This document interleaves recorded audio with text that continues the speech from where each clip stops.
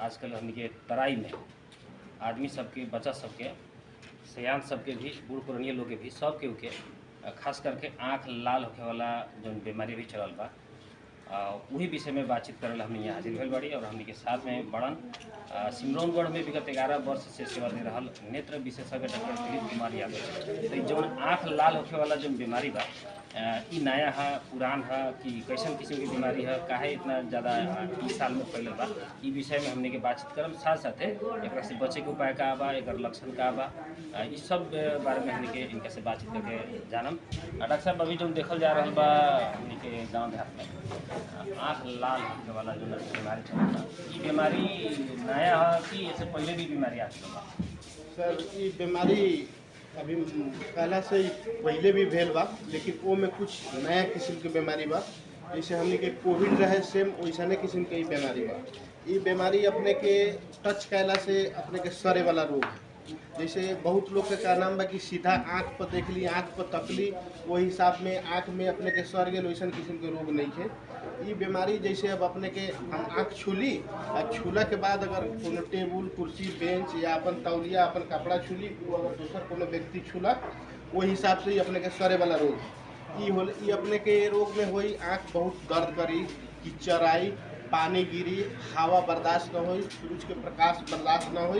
ये में कथी बा सर, ये रोग के पूर्ण रूप से अपने के दवे नहीं है, ये चलते नया बा, वायरल बा। हमने एक इलाज करे रही तो ये रोग ओरिजिनल का के वायरल इन्फेक्शन बा, लेकिन हमने बैक्टीरियल के इलाज करे रही। बैक्टीरियल कहे के मतलब है सर, ई रोड में है पानी बहता, हमारा घर में नस में कह के हमने बांध बनता, ई अपने के अपने आप से 5 दिन, 7 दिन, 10 दिन में चल जाए वाला रोग बा। लेकिन ई रोग लगते अगर हमने अपन इलाज न करवाई करी तो ये हमने के रोशनी खा जाए, हमने के करियका बिगाड़ दी। उजरका में एगो पातर झिल्ली होखले, वही झिल्ली में लागे वाला रोग है। विशेष करके ये अपने के गंदगी से होखले। जैसे अभी वातावरण बरसात में बा, वातावरण के हिसाब से बैक्टीरिया, गंदगी के हिसाब से ही अपने के भेल है। लेकिन नए किस्म के रोग है, एहू में अलग। जैसे हमने के पहले रहा आँख पा गेल, आँख आ गेल, वही किस्म के बा, वही में के ग्रुप भाईयारी बा, लेकिन नया पैदा ले बा। तो ये अपने के सेम कोविड लेखा ही है। अब ऐसे अपने के जैसे पेशेंट के विशेष करके मैं चश्मा लगाए, क्या कि आँख खुला बा तो हमारा छुआस हो जाए, मन करे छुए के। जब चश्मा पहनले रहा तो ए पर टच हुई, तो ये टच हुई तो लगभग संक्रमण हो के अपने के डर कम रहे। आँख के दिन में लगभग 5 बेर 6 बेर पानी से झोंके थे। एक हम कहलिए सर कि ये रोग के हम इलाजे न करें, हमने बैक्टीरियल की जोन अपने के कोर्निया के बिगाड़ देवे, कोर्निया के खा जाए, कोर्निया के खराब कर दी। कोर्निया के खराब होला से हमने देखे न सकिले, और इलाज संसार में बा। ई रोग लागल बा, ऐसे रोशनी कम ना होखले, लेकिन एक रोकथाम ना हुई तब ई जाके अपने के हमनी के कोरियका के खराब करी, जो हमनी के आँख में करियका बा वो खराब हो जाए तो हमने देखे न सकम। यही हिसाब से ई विशेष अपने के सर सफाई कैला से अपने आप जाए वाला हमने जो इलाज करे तरी कोर्निया के बचावे ला करी कि बिहान के डेट में हमने के समस्या ना हो। ऐसे अब जितना एक सबसे ज़्यादा अपने के समस्या काफ़ी से देख लिया कि अपने के जितना मेडिकल समय है न, वो में अब लोग जचा लेला से हमने 20 रुपया फी कर दिल बड़ी, बहुत कम में, 0 में कर दिल बड़ी। ये लोग के सुविधा नहीं के ओकरा अपने के निःशुल्क भी हमने करे ला तैयार बड़ी। दवाई तो कहीं ना कहीं अपने किनबई, हमारा देश होए वाला चीज जो उन्नति करबे जे निःशुल्क है, केतियो खानी 24 घंटा केतियो खानी लोग एमे के अबै थे, लोग का सेवा दै छी। अब एमे कथी है, मेडिकल में गेली, मेडिकल के लोग के दिमाग में कथी भर गए, एगो स्टेरॉइड बा। स्टेरॉइड अपने के सबसे हार्ड किस्म के दवा होकर जो आँख के बर्बाद कर सकता। तो वो लोग के दिमाग, दुनिया के कोनो आँख में लाली रही, स्टेरॉइड हार्ड बा, ओके धरते अपने के आँख में के लाली 4 दिन क्लियर हो गए। वो लोग के बानी बढ़ गए है। तो ये में स्टेरॉइड पड़ते ही अपने फायदा के जगह बेफायदा करी, कोर्निया बिगाड़ दी, देखनाई बंद हो जाए। बहुत लोग में ये केस देख लिए, लगभग अपने के एक दिन में 150 से 200 से ऊपर केस बा। हमारा रेगुलर रेशियो जैसे पहले के 50-60 गो पेशेंट के हैं, लेकिन ये समस्या बढ़ल तो 150-200 के रेशियो हमारा पेशेंट डेली खास करके ज़्यादा केने के लोग बीमारी ये अपने के विशेष अब और जगह के हमनी के अपन अध्ययन के हिसाब से जी ए लंग के हिसाब से हमनी के अपन पूरा ग्रसित है। अब बिहार के जितना हमनी के अपने के लगभग 20 किलोमीटर भीतर के हम पेशेंट आए वाला है, हर जगह से है, हर गांव से लोग। एक घर में होला के बाद वो घर से लगभग 5-7 गो पेशेंट रेगुलर हैं, फुल फैमिली भी आवे के पड़े है।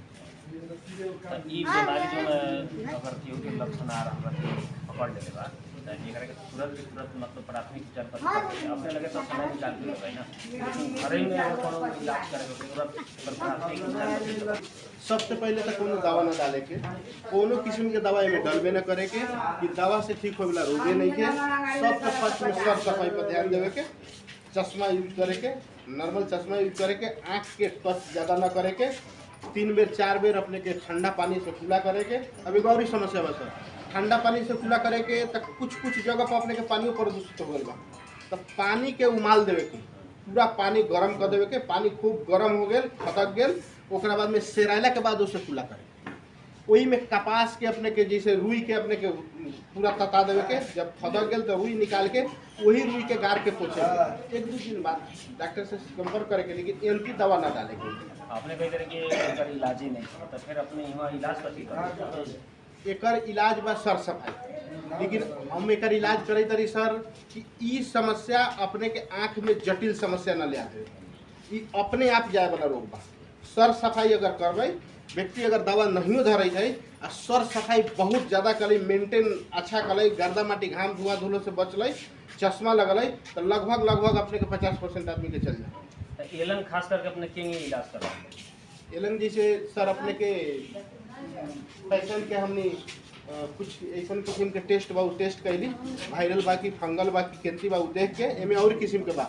बहुत आदमी के एलर्जी के बा, अब एलर्जी में हम अपने के ये रोग के दवा चला देवे तो न ठीक होते, वो सब अपने के देख के तब ओकरा बाद में अपने के हम इलाज करें। चश्मा के बात करिए, कैसन किस्म के चश्मा लगा ले? नॉर्मल अपने के कोनो चश्मा लगा सके, लेकिन गोगल जौन अपने के काला चश्मा आवले सुरही में बतैलिए सर कि एमे हवा और सूरज के प्रकाश से बहुत ज़्यादा कड़वा लगे है, दर्द बढ़ना ये सब चीज़ है, तो अपने के नॉर्मल काला चश्मा अपने के लगा सके, जो ऑपरेशन में हम ही दी छी। हाँ, भागवत यादव स्मृति प्रतिष्ठान द्वारा संचालित सिमरन मंडल आँख अस्पताल में एकरा अलावा कौन कौन बीमारी के इलाज में कर रहा है? जैसे में आँख संबंधी सब पूरा इलाज होता है सर। जैसे अपने के मोतियाबिंद ऑपरेशन होखले, काला मोतियाबिंद के इलाज होखले, नॉर्मली जितना अपने के आँख संबंधी जितना रोग बा सब सुविधा बा, चश्मा के सुविधा बा, ऑपरेशन के सुविधा बा। कुछ ऐसा जटिल समस्या सब है जो अपने के यहाँ न होला पे एक बेर काठमांडू जाके होगा, ये ट्रेनवा परवानीपुर जितना उपलब्ध बा सब सेवा सुविधा हमारा उपलब्ध है। अभी अब वीडियो बहुत लोग देख रहे हैं, सभी देख रहे हैं लोग के अपने कथी करते हैं। हम सब लोग में ये अनुरोध करम कि अपने लोग सबसे पहले ये कथी करे के बा कि ई टच घर में अगर केहू के समस्या हो जाए है, बच्चा सके अगर अपने के समस्या हो जाए है तो 4-5 दिन ला बच्चा के स्कूल ना जा देवे के, स्कूल छुट्टी करा देवे के। अपने कोनो ऑफिस में अगर काम करे तरी अपने में समस्या हो गए तो चश्मा प्रयोग करे के 2-3 दिन सकदो अगर हो जाए वाला बात है 2-3 दिन रेस्ट करे के, रेस्ट से भी अपने के समस्या समाधान होए वाला है। अपने के चश्मा लगावे के, अपन तौलिया अपन यूज के सामान से अपने रखे के, ओकरा के सर सफाई करे के, सवेरे गर्म पानी क के ओमे रुई ध के खदका के गार के ओकरा बाद में पोछे के, सकदो अपने के नज़दीक के स्वास्थ्य जौन बात सुविधा ओला अपने के जचावे।